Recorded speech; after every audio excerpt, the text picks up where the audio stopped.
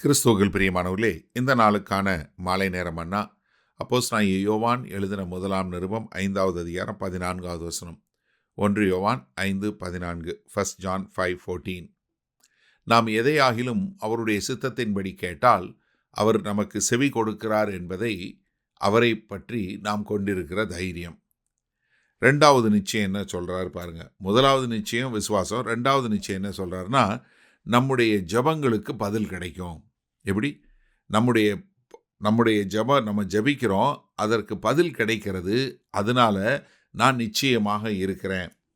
ஏன்னா எபிரேயர் 4வது அதிகாரம் 15, 16 வசனத்தில் நம்முடைய பலவீனங்களை குறித்து பரிதபிக்கக்கூடாத பிரதான ஆசாரியர் நமக்கிராமல் எல்லா விதத்திலும் நம்மை போல சோதிக்கப்பட்டும் பாவமில்லாதவருமாய் இருக்கிற பிரதான ஆசாரியரே நமக்கு இருக்கிறார். ஆதலால் நாம் இரக்கத்தை பெறவும் ஏற்ற சமயத்தில் சகாயம் செய்யும் கிருபை அடையவும் தைரியமாய் கிருபாசன தண்டையில் போய் சேர கடவோம். அப்போ நம்ம தைரியமாக கர்த்தருடைய சன்னிதானத்தில் போகக்கூடியது. பழைய ஏற்பாட்டிலே பார்த்தீங்கன்னா 66வது சங்கீதத்தில் 19வது 20வது வசனம் பாருங்கள். மெய்யாக தேவன் எனக்கு செவி கொடுத்தார், என் ஜெபத்தின் சத்தத்தை கேட்டார், என் ஜெபத்தை தள்ளாமலும் தமது கிருபையை என்னை விட்டு விலக்காமலும் இருந்த தேவனுக்கு ஸ்தோத்திரம் உண்டாவதாக. என தேவன் ஜெபத்தை கேட்டார் என்று சொல்லக்கூடியதாக. அதே மாதிரி 34வது சங்கீதத்தில் 15லிருந்து 17 வரை உள்ள வசனங்கள் பாருங்க. கர்த்தருடைய கண்கள் நீதிமான்கள் மேல் நோக்கமாய் இருக்கிறது, அவருடைய செவிகள் அவர் கூப்பிடுதலுக்கு திறந்திருக்கிறது. என்ன? அவருடைய கண்ணு நம்ம மேலே இருக்கு, அவருடைய செவி எப்பொழுதும் திறந்திருக்கிறது. ஆனால் தீமை செய்கிறவருடைய பேரை பூமியில் இராமல் அற்றுப்போக பண்ண கர்த்தருடைய மகம் அவர்களுக்கு விரோதமாய் இருக்கிறது. நீதிமான்கள் கூப்பிடும்போது கர்த்தர் கேட்டு அவர்களை அவர்களுடைய எல்லா உபத்திரவங்களுக்கும் நீங்களாக்கி விடுகிறார். அதனால தான் கர்த்தராகிய இயேசு கிறிஸ்து என்ன சொல்லி கொடுத்தாரு? யோவான் 14வது அதிகாரம் 13, 14 நீங்கள் என் நாமத்தினாலே எதை கேட்பீர்களோ குமாரனில் பிதா மகிமைப்படும்படியாக அதை செய்வேன். என்ன? நீங்கள் கேட்கறது குமாரனாகிய கிறிஸ்துவை மகிமைப்படுத்தும்படியாக இருக்கும்போது பிதாவாகிய தேவன் அதை செய்வார். என் நாமத்தினாலே நீங்கள் எதை கேட்டாலும் அதை நான் செய்வேன். கர்த்தராகிய இயேசு கிறிஸ்து நாமத்தினால அவருடைய நாம மகிமைக்கென்று கேட்கக்கூடிய எதுவாக இருந்தாலும் கர்த்தர் அதற்கான பதிலை கொடுப்பார் என்று சொல்லக்கூடியதா.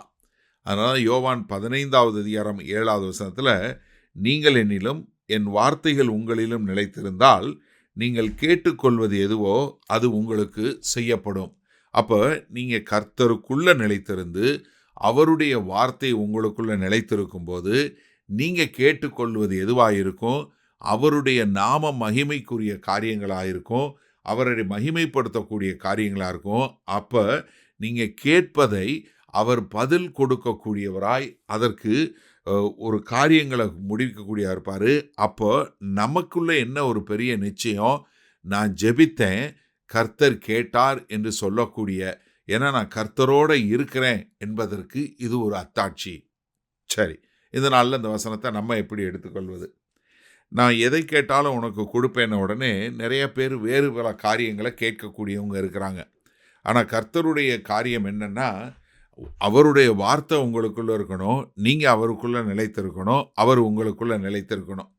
அப்போ கர்த்தருடைய வார்த்தையும் கர்த்தரும் உங்களுக்குள்ளே நிலைத்திருக்கும் போது நீங்கள் கேட்டுக்கொள்வது எப்படிப்பட்ட காரியமாக இருக்கும்? ஒரு நிமிஷம் சிந்திச்சு பாருங்கள். நீங்கள் கேட்கக்கூடிய காரியம் எதுவாக இருக்கும்? நான் கர்த்தருடைய நாம மகிமைக்கென்று வாழுகிறேன், கர்த்தருடைய நாமத்தை மகிமைப்படுத்தும் விதமாக இருக்கிறேன் அப்படின்னு சொல்லி நீங்கள் வாழக்கூடிய வாழ்க்கை என்ன பண்ணும்?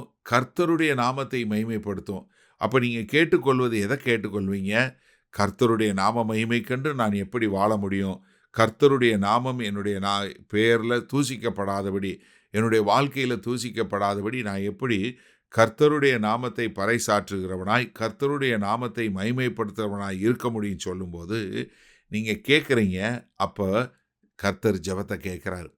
ஏன்னா நீதிமான்களுடைய மேலே அவருடைய கண்கள் நோக்கமாக இருக்கிறது, அவருடைய செவிகள் எப்போதும் நம்முடைய ஜெபத்துக்கு திறந்து இருக்கிறது. இந்த ஏழை கூப்பிட்டான், கர்த்தர் கேட்டு அதுக்கு என்ன கொடுக்குறாரு? அதற்கான பலனை கொடுக்குறாரு. அப்போ விசுவாசிக்கு கொடுக்கக்கூடிய ஒரு பெரிய நம்பிக்கை என்ன தெரியுமா? நான் ஜெபித்தா என் ஜெபத்தை கேட்டு கர்த்தர் விடுதலை கொடுப்பார். என்னுடைய ஜெபத்தை கேட்கக்கூடிய ஒரு தேவன். ஏன்னா நம்ம ஆராதிக்கிற தேவன் ஜீவனுள்ள தேவன். அவருக்கு கை இருக்கு, அவருக்கு காது இருக்கு, அவருக்கு கண் இருக்கு. அவர் உணர்ந்து கொள்ளக்கூடிய தேவன். நம்முடைய பலவீனங்களை குறித்து பரிதபிக்கக்கூடிய பிரதான ஆசாரியர். அதனால நம்ம தைரியமா அவருடைய கிருபாசன தண்டைக்கு போவோம். நம்முடைய ஜெபங்களுக்கு பதில் நிச்சயம் உண்டு. வல்ல பிதாவே, இந்த அருமையான நல்ல மாலை வேளைக்காய் நன்றி. நாங்கள் தெளிவாய் புரிந்து கொண்டோம். உம்முடைய கண்கள் எங்கள் மேல் நோக்கமாய் இருக்கிறது. உம்முடைய காதுகள் எங்களுடைய ஜெபங்களுக்கு எப்பொழுதும் திறந்திருக்கிறது. அதனால் ஆண்டவரே, எங்களுடைய ஜெபங்களை கேட்டு அந்த ஜெபங்களுக்கு பதில் கொடுத்து நாங்கள் உம்முடைய பிள்ளைகளாய் பூமியில் சஞ்சரித்து உம்முடைய நாம மகிமைக்கென்று வாழ எங்களை ஒப்புக் கொடுக்கிறோம். மீட்பரும் இரட்சகரும் ஆகிய இயேசு கிறிஸ்துவின் மூலம் பிதாவே, ஆமேன். கர்த்தர் உங்களை ஆசீர்வதிப்பாராக. நாம் நாளை காலை தினசரி தியானத்தில் சந்திப்போம். Good night.